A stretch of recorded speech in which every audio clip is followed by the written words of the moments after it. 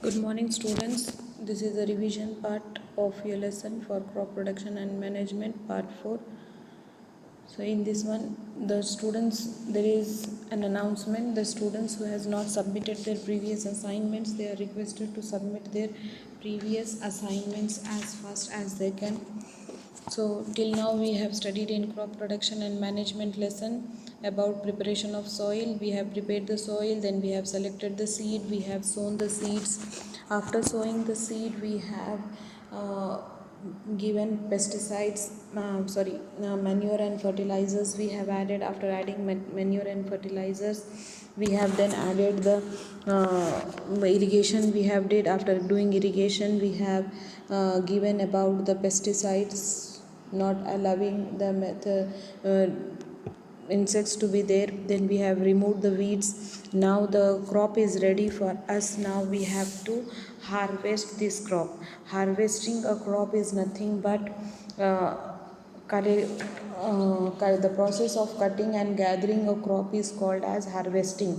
Harvesting is nothing but cutting and gathering the crop is called as harvesting. And this harvesting can be done by two methods for us. One is about manual harvesting, in which with the hands, with the help of a sickle, this will be done. This has been practiced for a long, and still in some small marginal farmers make use of this method. Dry matured crop plants are cut at the ground level and the stack in bundles for the thrust. After harvesting it, then comes about the threshing. In threshing, what we will be doing is, threshing is a separation of grain from chaff. Threshing is done by different ways. At sometimes bundle of crops are been taken and they will be slapped on the stones, or bullocks are made to teared upon the ears full of grain as corn and maize. Mechanical threshers and shellers are used to bring out grains and also remove husk from the grains. Shellers are used specially for removing husks from the paddy. Then after threshing, it comes about the winnowing. In winnowing, grains so obtained on threshing may be having husk. Grain are separated from husk by winnowing it. The mixture of husk and grain is dropped from certain height through a winnow. Husk is blown off at a distance by the wind, and the grain being heavy fall near the platform. So this is how we will be doing. After harvesting it, we have to go for threshing and winnowing it. But nowadays we are having a combiner, instead of doing it separately, harvesting separate, then threshing, then winnowing, instead of doing all those things, what we will be having, we will be having a mechanized harvester, which we called it as a combiner. As you can see in the picture, it is a combiner wherein we will be harvesting, threshing, winnowing, everything will be done in this combiner itself only.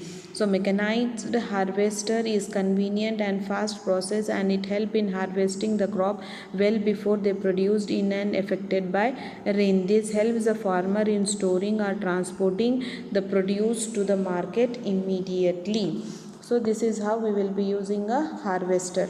After harvesting, this comes a time for us to store this one, because whatever we have produced, we can't able to use at once everything, so we have to store this one. So storing, for this storage of grains, before storing it, we have to dry well before the storage.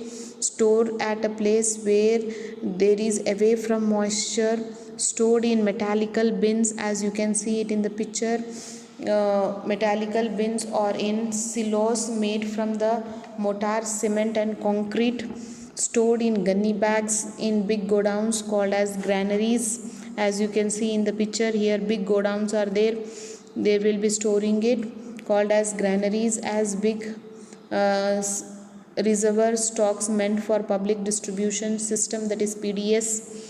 PDS is nothing but public distribution system for poor people, or as a buffer stock we will be having it to meet the emergency requirement. As we can see today, now in the pandemic of coronavirus, many of the states have their buffer stock, so they have started giving this to the poor people. So for this type of emergency need, we require this buffer stock to be placed for us. So whenever there will be a any emergency situations will be there, at that time we will be using this buffer stock. So for that reason, after the crop has been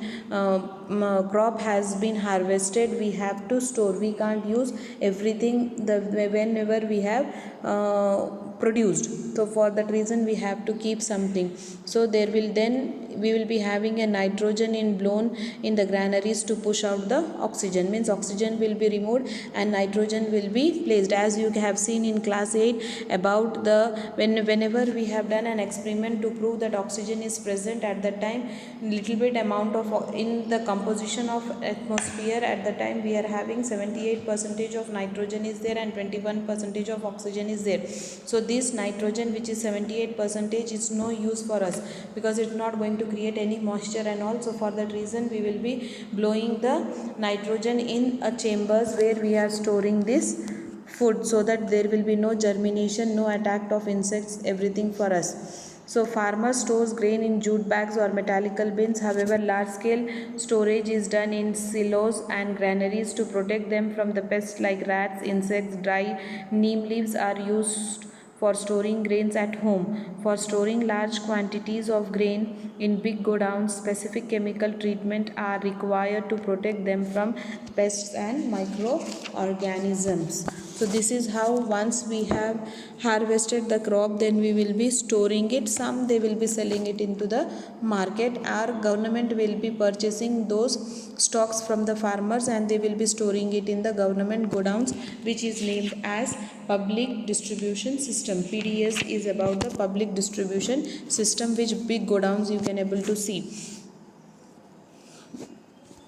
Then there is an activity for you before we could start for the other one. In your textbook you will be seen as it has been made in the table. One is been done for you. Food, milk is the source which we are getting it from cow, buffalo, goat, sheep, she goats and she camels. We are getting it in the same manner. Other 3-4 you can write, like fish is there, meat is there. So all those things, vegetables are there. You can complete this one activity, and from this activity we will be coming to know that plants and animals also provide us with different kinds of food. Many people in the coastal areas consume fish as a major part of a diet for them. So means not only plants we will be getting as a food for a source for us, but we will be having animals also as a source of food for us. So that we call it as animal husbandry.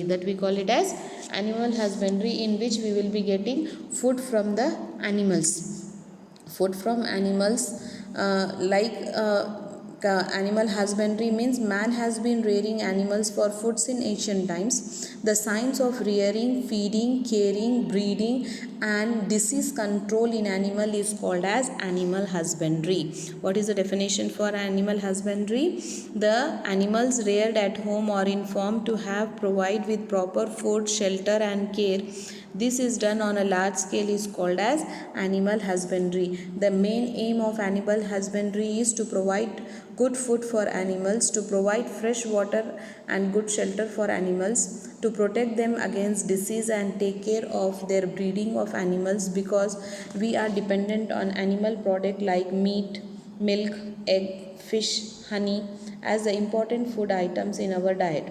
The protein that we get from animals are superior to the plant's protein.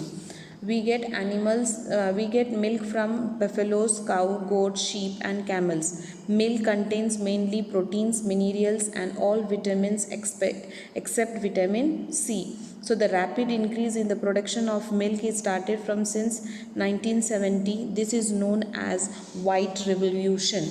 India is now the largest producer of milk.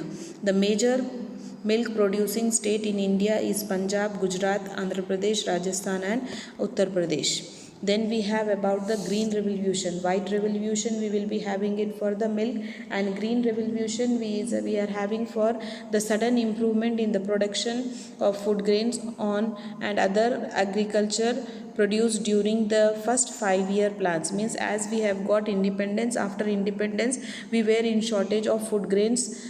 For that reason, in the first 5-year plan which the government has made, that is known as Green Revolution at the time of Pandit Jawaharlal Nehru. The Green Revolution is the first started in the late 1960s. With its success, India attained food self-sufficient within a decade by the end of the 1970s. The first wave of Green Revolution, it started at the initiative of our Prime Minister Srimati Indira Gandhi.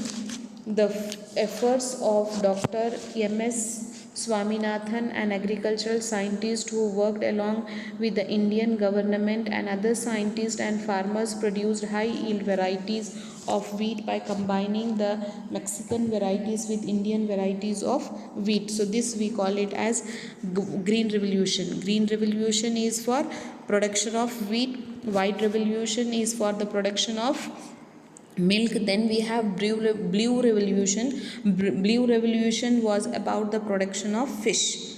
For freshwater fish we have used the word as blue revolution. And then we had a silver revolution for the poultry.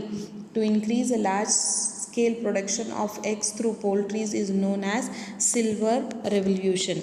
So this is all about the animal husbandry. And then animal food, then we will be using it. Mushrooms we have cultivated, poultry we have cultivated, honey we have seen. Honey also is a part of food for us. The rearing of these bees for honey is called as apicultures. So this is all about the animal husbandry food. With this we are ending it with the chapter revision for crop production and management. Again, the students who has not submitted their assignments are requested to submit their assignment on time. Thank you. Stay home, stay safe.